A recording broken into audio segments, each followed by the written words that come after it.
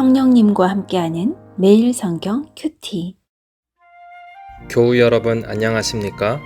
5월 22일 토요일입니다. 잠언 12장 1절에서 14절을 묵상하겠습니다.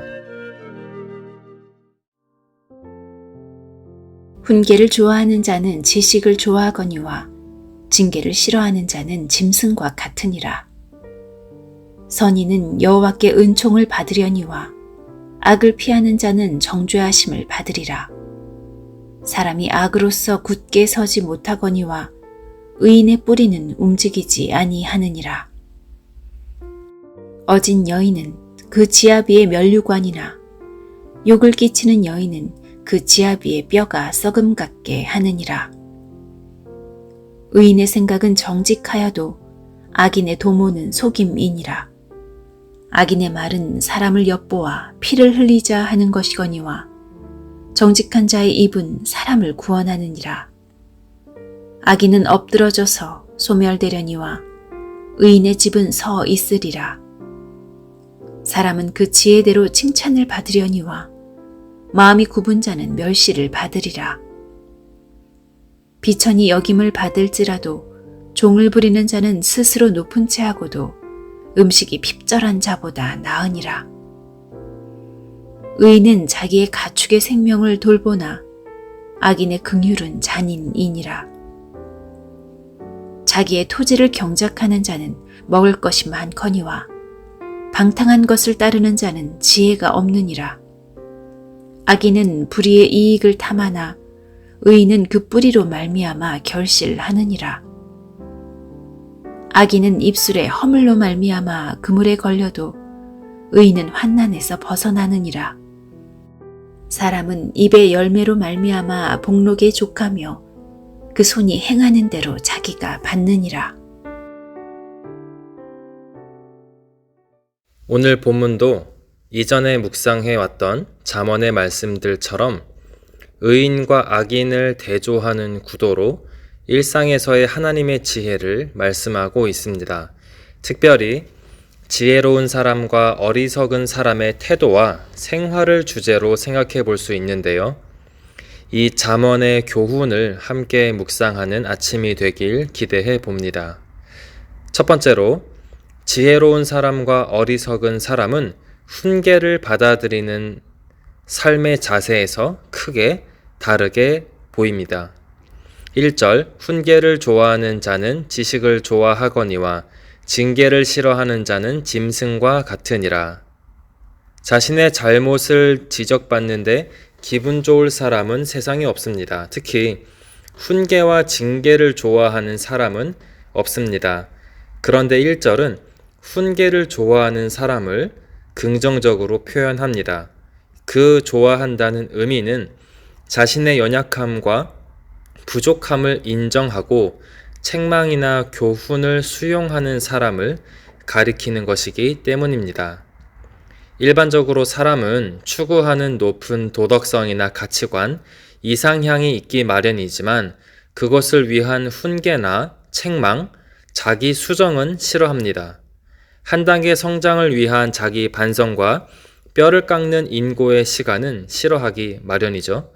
그 대신에 내 마음대로, 내 본능대로 살아갑니다. 그래서 잠언은 이런 모습을 짐승과 같다고 표현하고 있습니다. 혹시 우리도 하나님을 믿는 나의 신앙의 삶에도 성장과 성숙은 없고 멈춰 있지는 않습니까? 그렇다면 뼈를 깎는 인고의 시간인 회개가 없는 것일지 모릅니다. 또한 내 일상에서 사회적인 성장이나 내면의 깊이와 관계의 성숙이 멈춰 있지는 않나요?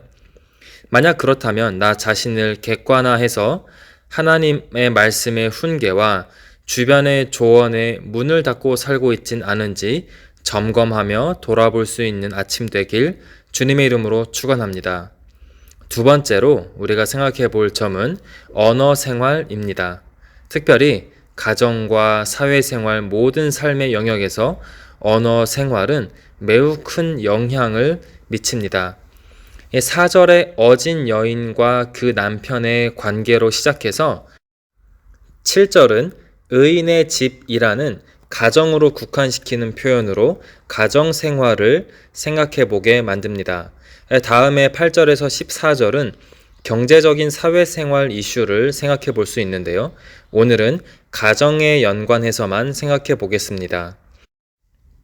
1절에서 3절을 붙여서 생각해 봅시다. 상대방의 뼈를 썩게 하는 배우자가 누구이겠습니까? 훈계의 말씀을 듣기 싫어하는 사람일 것입니다. 이어서 6절, 악인은 잔인하고 누구에게나 상해를 입히는 말을 합니다. 하지만 의로운 사람의 말은 사람을 살리고 구원한다고 말씀합니다. 살면서 가장 가까운 관계가 가족이고 특별히 부부일 것입니다. 그런데 가까운 사이일수록 더 세워주고 살리는 말에 인색하게 되는 건 대체 왜 그런 걸까요? 부부 사이에 그런 것까지 말해야 하나, 척하면 알아들어야지, 척하면 척이지 라는 표현에 우리의 인색함을 정당화시키고 있는 것 같습니다. 집에서나 밖에서나 상대방이 내 마음을 알아서 헤아려 주기를 바라는 사람이 있기도 합니다.